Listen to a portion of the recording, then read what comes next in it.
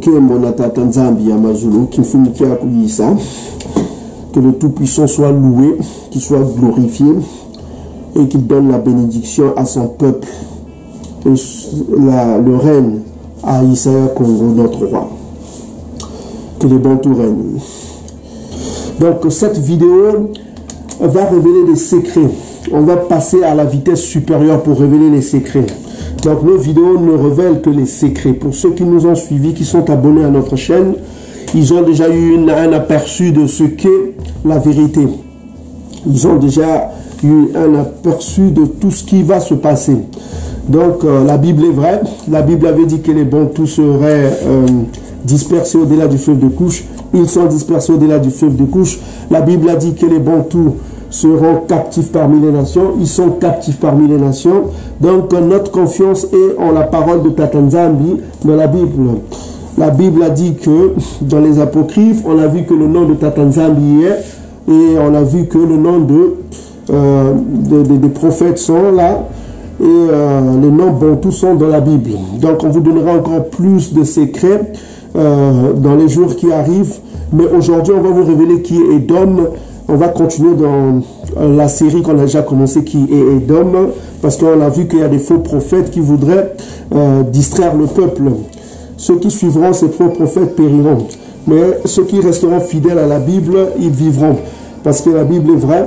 Ceux qui s'éloigneront de la Bible, ils mourront. Ceux qui resteront fidèles à la Bible, à la parole de Tata Nzambi, ils vivront. Je vous le dis clair et net. C'est ça qui va arriver. Donc, on va continuer avec la Bible, qui est notre héritage. On ne va pas sortir de la Bible. On ne va pas vous inventer une nouvelle Bible, parce qu'il est interdit d'ajouter ni de retirer quoi que ce soit. Donc, voilà. Le Tout-Puissant a mis en garde. N'ajoutez rien, ne retirez rien. Donc, on va rester dans la Bible. Qui est Edom? On va vous faire un petit résumé qui est Edom avant de continuer. Pour ceux qui ne connaissent pas encore, parce que c'est des grands secrets qu'on va vous révéler. Et vous allez comprendre vous-même dans la suite de la vidéo. Vous allez voir des grands secrets que le Vatican a cachés sur ce qui est Edom. Vous allez voir vous-même des grands secrets. Soyez fidèles, restez fidèles à nos vidéos. Et vous n'allez pas être déçus, parce que les grands secrets vont sortir dans ces derniers temps. Voilà, que le Tout-Puissant bénisse son peuple. Donc, Edom...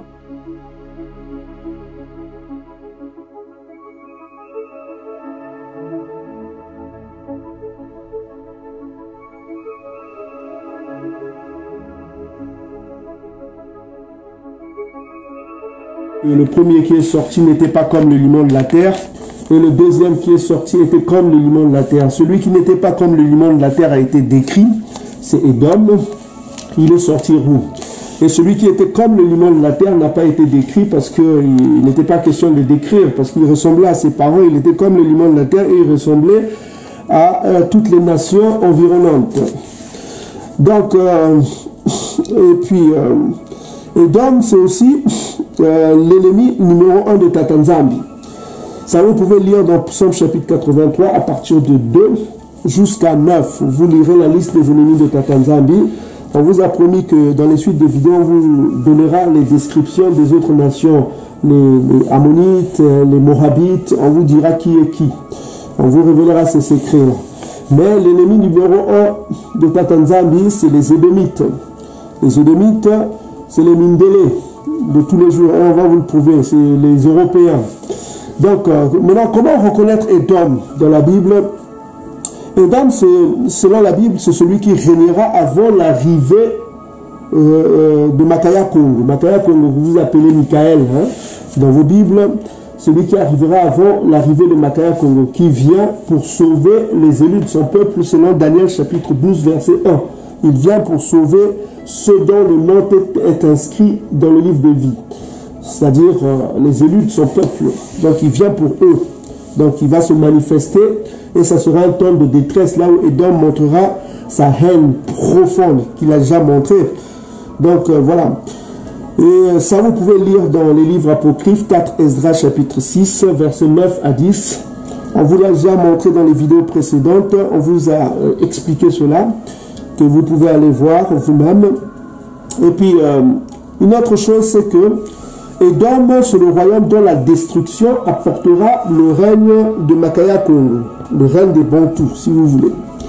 Donc ce sera une destruction céleste, c'est un jugement céleste, c'est le seul royaume qui subira un jugement céleste. Je explique bien, un jugement céleste. Selon le livre du prophète Obaya, que vous appelez Abdias, Abdias chapitre 1 verset 21, vous lirez vous-même que les libérateurs viendront pour juger. Les libérateurs, c'est les anges qui viendront juger la montagne. La montagne exprime le royaume d'Édom.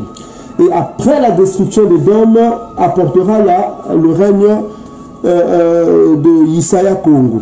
Donc voilà quoi. Donc c'est le royaume dont la destruction apportera le règne de Isaiah Congo. Et puis une autre chose, comment reconnaître Édom? C'est le peuple, le seul peuple sur terre qui vivra par son épée, c'est-à-dire par la guerre. C'est-à-dire c'est le seul peuple sur la terre qui vivra par la guerre, qui fera des conquêtes des autres peuples, qui prendra les terres des autres peuples par la guerre. Il vivra par son épée. S'il veut du pétrole, il va en Irak, il détruira, il prendra du pétrole par la force de son épée. S'il veut la terre d'Australie, il utilisera son épée pour aller prendre la terre aux aborigènes. S'il veut la terre de l'Amérique du Nord, il ira avec son épée pour prendre la terre aux Amérindiens. S'il veut la terre des Bantous, il est venu au-delà du fleuve de Couche, il a voulu prendre la terre des Bantous par l'épée, la Namibie, le Congo, avec les Belges, il est venu en Afrique du Sud, mais Tata Nzambe s'est opposé. Il a permis avec d'autres peuples, si vous pouvez remarquer. Avec d'autres peuples, il a eu ce qu'il a eu. En Amérique du Nord, il a pris Amérique du Sud, il a pris aux Indiens, aux Aborigènes, aux Autochtones. Mais quand il est venu au-delà du fleuve de Couche, Tata Nzambe a mis arrêt à son projet. Il n'a pas pu. Vous voyez, c'est les Bantous qui continuent à régner. Il y a des présidents Bantous, bien qu'ils soient corrompus, mais il a mis à la tête des Bantous, des Africains, mais il n'a pas pris la terre des Bantous. Il n'a pas pris la terre des Bantous au-delà du fleuve de Couche, comme il a pris avec les nations, les autres nations, par son épée. Donc ça, vous pouvez lire dans Genèse chapitre 27, verset 40. Donc c'est le peuple qui vivra par son épée. Son épée, c'est un instrument de guerre qui vivra par les conquêtes de guerre. Il sera béni par l'art de la guerre. Donc c'est ce qu'on veut nous dire ici dans Genèse chapitre 27, verset 40. Donc c'est aussi le peuple qui conquérera par la guerre, qui conquérera aussi la terre promise. Ça sera le royaume qui occupera la terre promise. Donc, comme on vient de le dire, c'est le peuple qui vivra par son épée, qui fera des conquêtes par la guerre, qui prendra les terres des autres nations par la guerre, qui prendra les pétroles des nations par la guerre, qui prendra les richesses des nations par la guerre. Donc, il fera vivre son royaume par la guerre. Vous comprenez? S'il veut des ressources naturelles qu'il n'a pas chez lui, il les prendra par la force de l'épée. C'est ce qu'on dit ici dans Genèse chapitre 27, verset 40. Il vivra par son épée. Et c'est par son épée qu'il a pu conquérir aussi la terre promise d'Israël. La terre pour Israël antique, qui est toujours en Palestine là-bas. Donc on voit que celui qui a pris Israël, celui qui est devenu le propriétaire d'Israël, selon Ézéchiel chapitre 36, verset 5, on peut le dire, ainsi parle Tata Nzambe Yamazulu, oui, dans le feu de ma jalousie, je parle contre toutes les autres nations, c'est-à-dire les autres nations, c'est-à-dire les Ottomans qui sont là-bas, les faux Palestiniens qui sont en majorité des Ottomans, et les Bédouins qui sont là-bas, les Badawi, et les autres nations qui sont là-bas, les Éthiopiens, les Falachas, voilà quoi, les Japhétistes qui sont là-bas, qu'on a déjà montré dans les vidéos précédentes, qui se disent aussi israélites. Donc on voit qu'il parle contre toutes les nations. Je parle contre Édom tout entier. Qu'est-ce qu'a fait Édom? Qui se sont donné mon pays en propriété. Donc on voit ici, selon Ézéchiel chapitre 36, verset 5, la terre d'Israël, Jérusalem y compris, est devenue la propriété de Édom. Donc tous ceux qui ont le dictionnaire, ils pourront voir, ça veut dire quoi? Être propriétaire. Être propriétaire, ça veut dire que ça t'appartient maintenant. Voilà quoi, tu n'es pas locataire, hein. Locataire c'est celui qui est temporaire. Donc on vient de vous démontrer qu'il n'a pas pu atteindre au-delà du fleuve de l'Éthiopie, là où sont les Bantous sont réfugiés.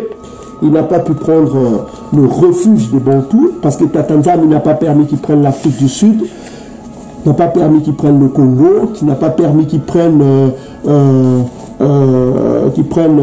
la Namibie, qu'ils prennent les pays bantous. Il n'a pas permis, bien qu'ils l'ont colonisé, mais il y a eu ce qu'on appelle la fausse décolonisation qui les a permis de mettre en place des dictateurs qui sont à leur service, mais sans pour autant contrôler en intégralité le pays. C'est-à-dire qu'ils ne sont pas propriétaires de pays au-delà du fleuve de Couche, mais ils sont manipulateurs de leur richesse. Ils sont en train de voler leur richesse. C'est des pilleurs.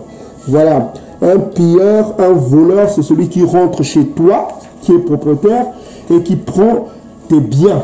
C'est-à-dire que tu es dans ta maison, tu es propriétaire de ta maison, et il y a quelqu'un qui vient pour piller tout ce dont tu as chez toi. Donc tu es chez toi. Donc ici dans Ézéchiel 36 verset 5, on dit que Israël antique n'est plus la propriété des Bantous, des Israélites antiques, il est devenu la propriété d'Édom. Donc c'est par son épée qu'il a pu conquérir la terre d'Israël antique. Donc comme on l'a dit aussi dans Genèse chapitre 27 verset 40. Donc comment on est toujours pour connaître, comment reconnaître les Édom. Une autre chose, c'est que Édom, c'est celui qui sera l'oppresseur numéro 1 de Jacob, c'est-à-dire des peuples bantous. C'est l'oppresseur, ce sera l'oppresseur numéro 1 des peuples bantous. Ça, vous pouvez lire dans Abdias chapitre 1 verset 10. Et c'est par la violence qu'il opprimera le peuple bantou. On a vu sa violence s'exprimer par l'esclavage des Bantous et des Africains aussi, d'ailleurs. Et on a vu sa violence s'exprimer avec la colonisation. On a vu sa violence s'exprimer avec les pratiques qui sont en train de voir le mettre le sida chez les Bantous. On vous a déjà montré dans les vidéos précédentes à mettre à la tête des Bantous des dictateurs qui tuent les Bantous tous les jours, à faire des expériences pharmaceutiques chez les Bantous, à violer les enfants Bantous, parce qu'ils viennent en Afrique pour violer les petits garçons. On l'a vu au Cameroun. On a vu les pratiques des rites sataniques qui se font au Gabon. C'est toujours une violence haineuse et perpétuelle. Ils pillent les richesses, ils tuent le peuple, ils massacrent. Ça, on vous a déjà expliqué tout ça dans les vidéos précédentes. On ne va pas faire la liste. Ça me dégoûte de parler de ça. Donc, on dit que c'est celui qui sera l'oppresseur numéro 1 du peuple élu. Selon Abdias chapitre 1 verset 10. Donc, c'est un peuple qui fera aussi confiance en sa science. Donc, il aura une confiance en sa science, d'où l'orgueil qui montera dans son cœur. Ça, vous pouvez le lire dans Abdias chapitre 1, verset 3 à 4. Donc, c'est un peuple dans la puissance militaire, donc qui fera confiance en sa puissance militaire, au point de dire qui me fera tomber sur la terre, qui me fera descendre. Qui osera me fera descendre? Donc vous voyez un peu son orgueil qui est exprimé dans Abdias chapitre 3 verset 4. Qui me fera tomber? Il pose la question, qui me fera tomber? Seule une personne qui fait confiance en sa puissance, en sa capacité militaire